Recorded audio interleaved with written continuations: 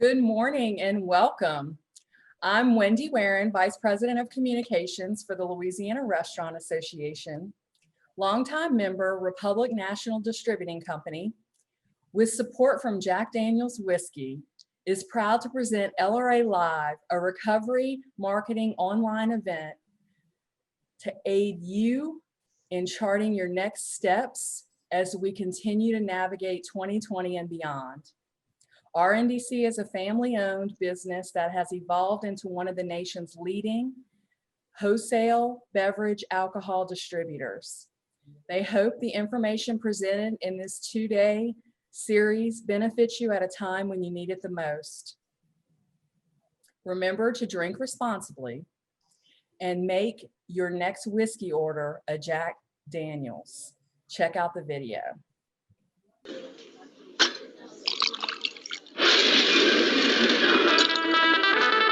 I've always wanted to do that. I've mastered my role. We'll have one of everything. I always wanted to do this.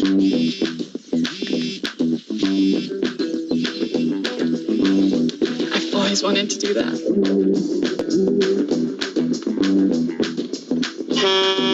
1, 2, 3.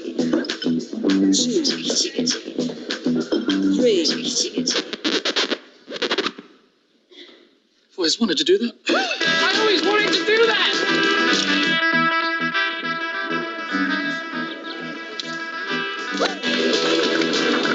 I always wanted to do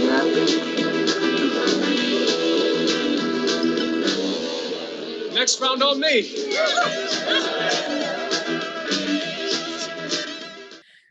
Before we start our first session, we'd also like to acknowledge our sponsor for this session, Taco Bell and B&G Foods, which operates over 160 Taco Bell restaurants throughout Louisiana, Mississippi, and Texas. Taco Bell B&G Foods is headquartered in Morgan City, Louisiana, where the owner, Greg Hamer Sr., is from. Greg is a longtime member of the LRA, past LRA chair, and he's also in the LRA Hall of Fame. A big thank you to Taco Bell and B&G Foods for sponsoring today's session. I'd also like to add that the information and opinions provided by today's speakers are not representative of the policies of the LRA. Kicking things off this morning is Ann Gannon, certified public accountant and principal CPA with the Largo Group, which she founded in 2016.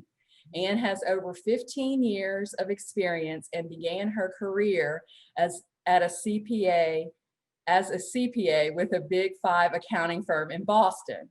Ann is joining us today to talk about how to create your restaurant comeback strategy. Tough times never last, but with the right strategies in place, tough entrepreneurs do. While it might not feel like it now, people will return to your restaurant or bar. Ann's here to prepare you for when they do. Ann, take it away. All right, thank you so much. It's truly a pleasure to be a part of this seminar, and I'm very excited to assist in any way that I can with, thinking about your comeback, really setting the tone for 2021, because, it's been a long year for everybody. And I think the time now, even though, things are still uncertain, is to really look forward. So please know that the next, few minutes that we have together is really all about getting you in that thought process of thinking about what we can do to move forward. So what I wanted to get us all started with is thinking about what is a comeback, right? So we're calling it a comeback strategy, but what does that mean? Well, for some of us, that might be pivoting to something better. For, some of us, we've seen, our customers' behavior change. Maybe we've learned a little bit about what our customers are looking for. That could be what we're thinking about when we use the word comeback. For others, it's rising above the challenge, right? It's been a really tough year, but looking forward, saying our goal is to make 2021 better, to improve in some way, and then, reaching a higher level of performance. So what I first want us to all realize is, I think as entrepreneurs, we're all hard on ourselves, right? It's easy to, beat ourselves down when things are bad, but we don't always pat ourselves on the back when things are good. But if you think about the things that the hospitality industry has overcome this year, I mean, it's amazing. I think if in 2019, I would have told you, well, you're going to have, government restrictions on the number of seats you can have, the times you can serve alcohol, if you can serve alcohol, mandatory closures, all the uncertainty, all of this stress, inconsistent consumer behavior where every week, every day is just different, limited government intervention, right? Because since the spring, there hasn't been a lot, and yet we're all here, right? So on some level, we've already won, because who would have thought that we could have overcome all of the things that have been thrown at us in 2020, but we have. So wherever you are, right? And I know it's not where you wanted to be for 2020, because I think part of this, the challenge is that 19 was so good. First 2 months of 2020 were so good. And then it was, everything thrown at you. But wherever you are right now, that is a win, right? You've shown grit that you may not have even known you had. So what I want us to do is really start to think about, how do we rise above the challenge, right? How do we set new targets? So it's not just a return to normal, but it's actually maybe a new vision for our company, a new vision for us as owners. Because some of what was happening in 19 and when things were great is we just always assumed things would be the same, right? Okay, things are great, my revenue is X, that's kind of where I am. But not a lot of us had clear targets for us as owners of where we want to go, what we want to do. And so how I'm looking at this comeback is, let's take all of those lessons, right? How many entrepreneurs out there never paid yourself?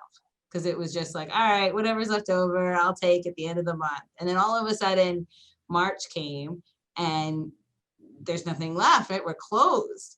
And so I think that is a huge lesson, is let's restructure this business, this thing, whatever you do, to make it work for you, the owner, and sustain for your business. So that is what I think we need to focus on moving forward. So what we've outlined is sort of a 4-step plan. I'm going to go through this at a high level just to get you thinking about this, because I think a lot of it is a new way of thinking.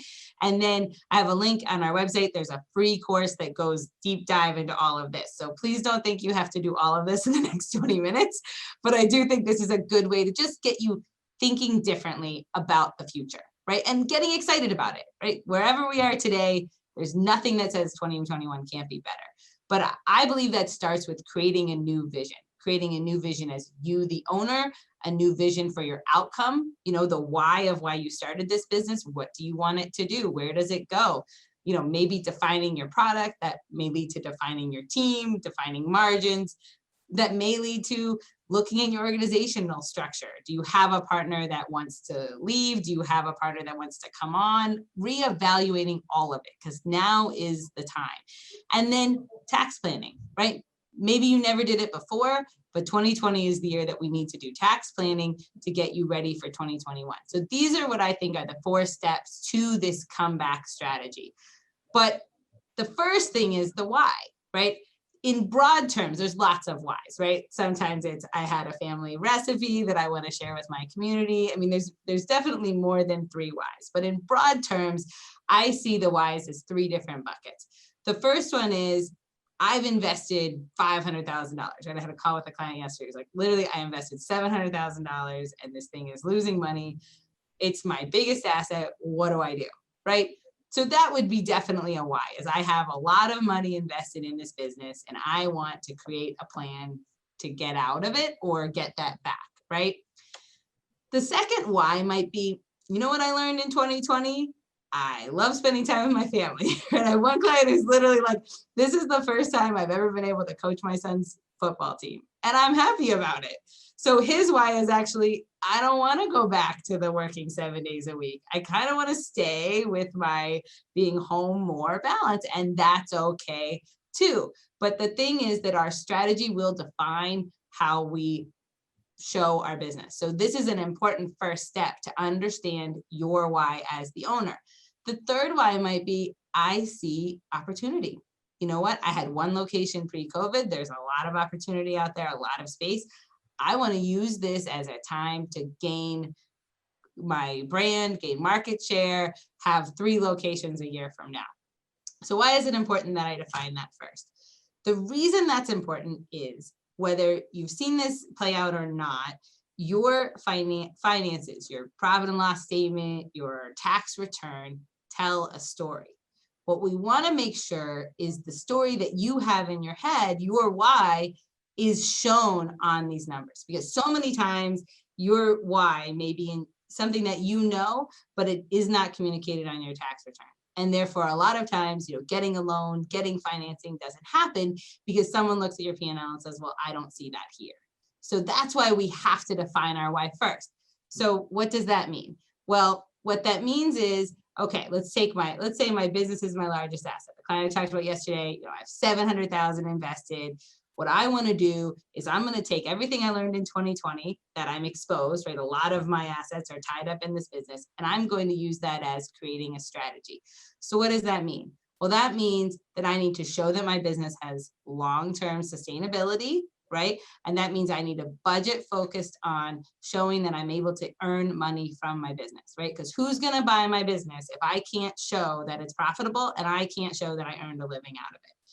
So as hard as it is, that's exactly what we have to show, because if we want someone to pay us for our business, we have to show that it has value. So what do we mean by that? Well, again, I have a lot more detail on this, so I'm kind of going through rather quickly, but basically what it means is I need to show that I earn money from my business. So all of the draws and I take $500 out when I need it, that has to stop, right? If my goal is to sell my business, I need to be able to show that I was on the payroll, I had a guaranteed payment, I had a consistent cash out if I'm taking a draw, right? It means I probably need to remove some of the lifestyle stuff. Like, yeah, it's great to go out to dinner and I use the company card because I don't have to pay it. But if I'm going to be showing someone the P&L, yes, technically, is that a write-off? Maybe, but that's eating my bottom line, right? That's taking away money that would be in my net income. So everything I do needs to be focused on, I want a clear paper trail that shows that I'm able to earn money from this business. Okay, but what if my why was I want more time? Not a problem, right? But again, we want our finances to show this story, to tell this story. So in this case, what I would do is I would actually move your compensation to a below the line, to call it officer comp, and actually replace yourself, right? If you truly want more time, you shouldn't have to be pulling your hair out going, well, I want more time, but who's going to cook? Or yeah, I want more time, but who's going to close on Friday night? You literally need to replace yourself. But then the story is, it's a turnkey operation. I have a GM who's in charge of everything. We have checklists. They can manage whether I'm sitting on the beach or not. And that's hard, right? But if that's what we want and we want more time with our family, we have to be able to tell our story. And this story probably has a lot of checklists, a lot of controls to say, so your next person who buys this business could say, could you really sit on the beach while your company is operating? Yes, and here's exactly how. Here's everything we do every week to make that happen, because it's possible. But again, we have to have that why, and we have to be committed to that why. Okay, third one would be growth mindset, right? Hey, I want to have 3 locations. I'm the guy who goes, I want my business on every corner, right? Because he sells pizza. It's been a good year. He's the one who's had a good year. But that's okay. But if that's the case, what do I need to do to make sure I can get financing, make sure I can get loans, make sure I can get investors?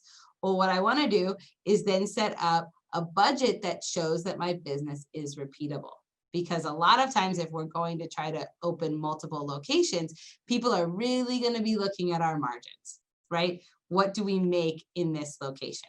So here, this budget, I'm going to be really looking at my cost of goods, really looking at my labor. Am I as efficient as I possibly can be?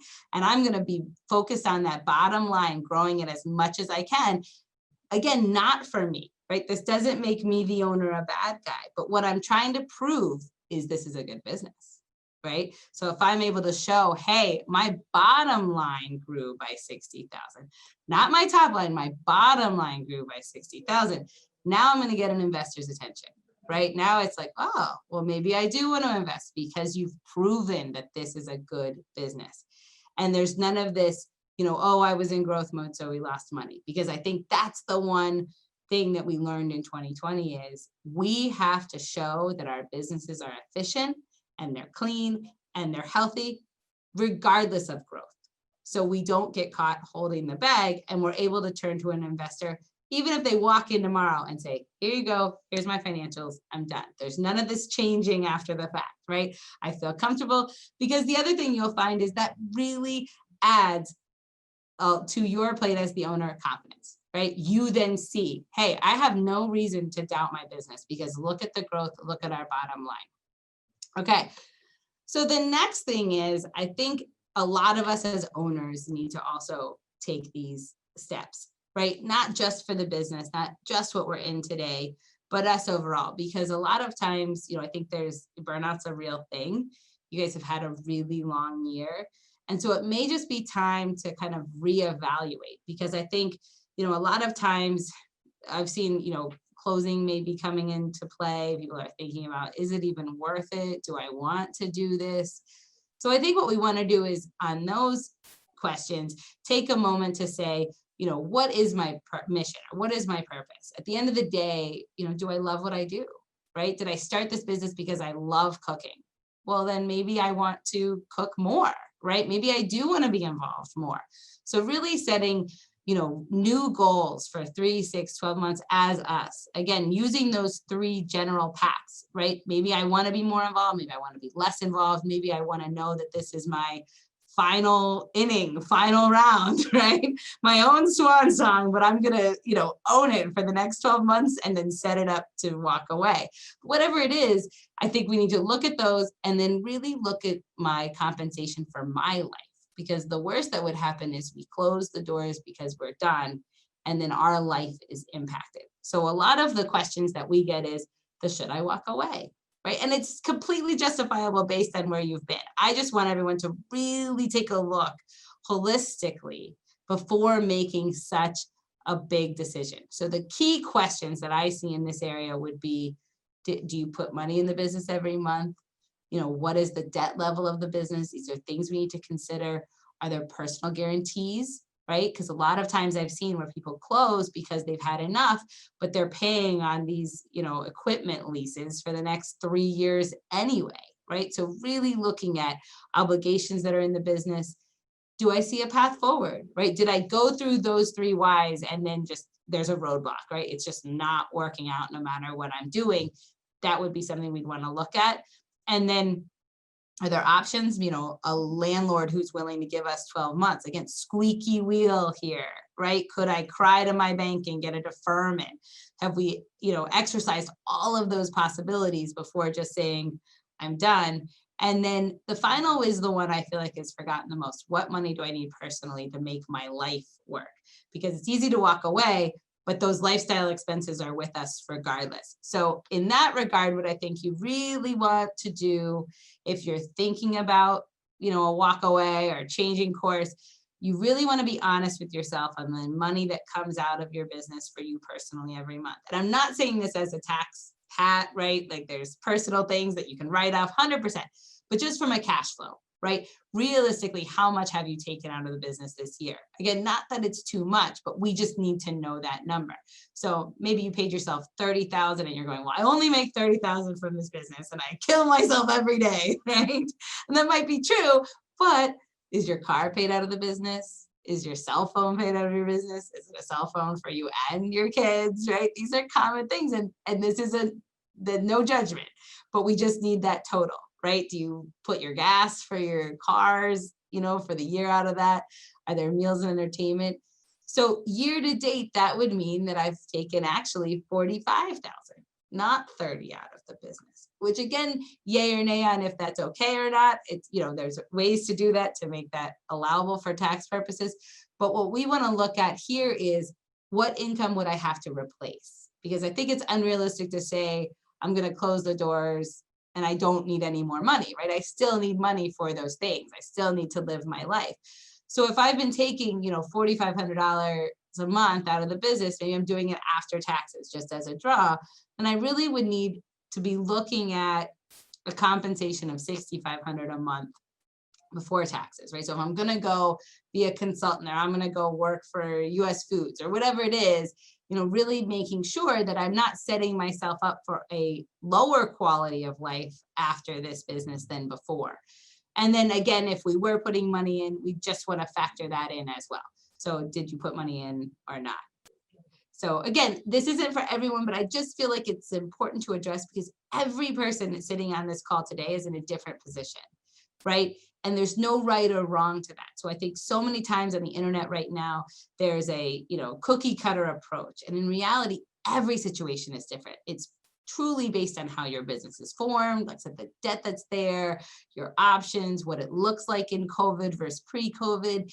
And, I think we all sell ourselves short to just say that this is an easy decision because this is a tough decision.